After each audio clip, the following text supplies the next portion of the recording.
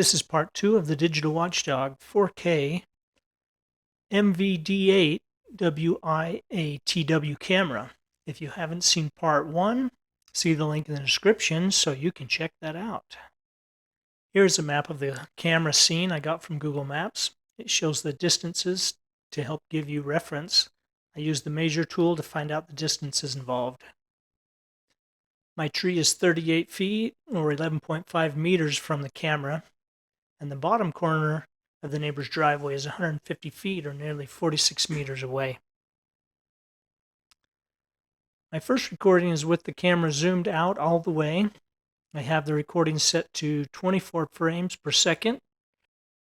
I don't see any motion artifacts, and I can easily identify the motorcycle at 150 feet away.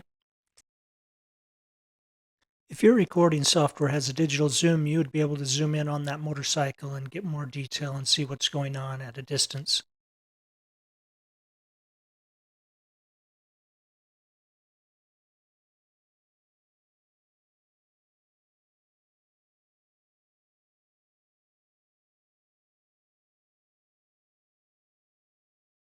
And I could determine which dog left a surprise on my grass if that was what I was needing to find out.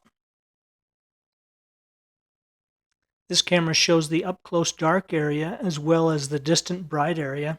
Overall, I like the picture quality and ability to see both light and dark areas. I don't see any motion artifacts around the movement.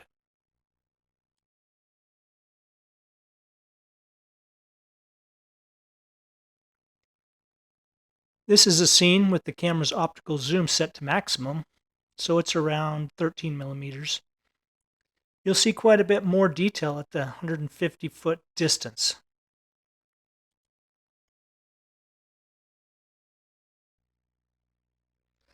Now to the night mode or night vision with the camera's IR. You can only see about to the tree at 38 feet, but the sides are not quite as visible as there's not as much IR. When I walk into the scene, it's like I come out of nowhere. You can't really see me walk behind the tree, but you can see my shoes as I come back into the picture.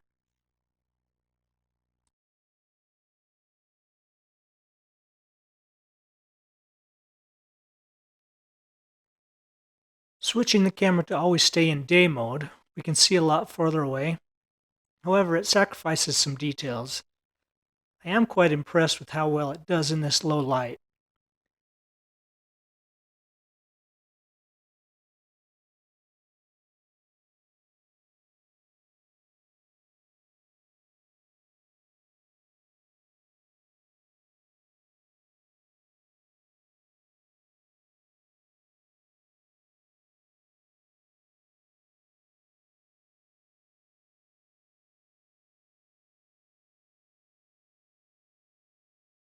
You can see me across the street on the sidewalk.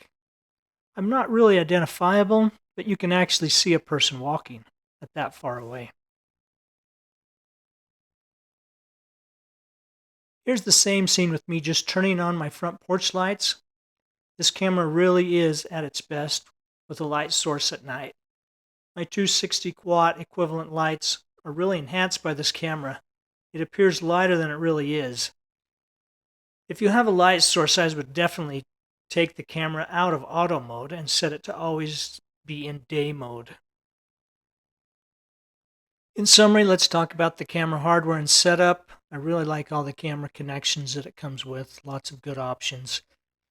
A nice SD card recording option for those that need that. I like how easy the camera is to aim. It's easy to mount. I like the wall mounting system and the hung ceiling tile option. The enterprise level features are great.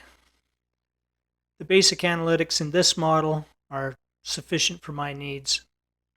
The alerts and notifications are easy to set up, and I like those options.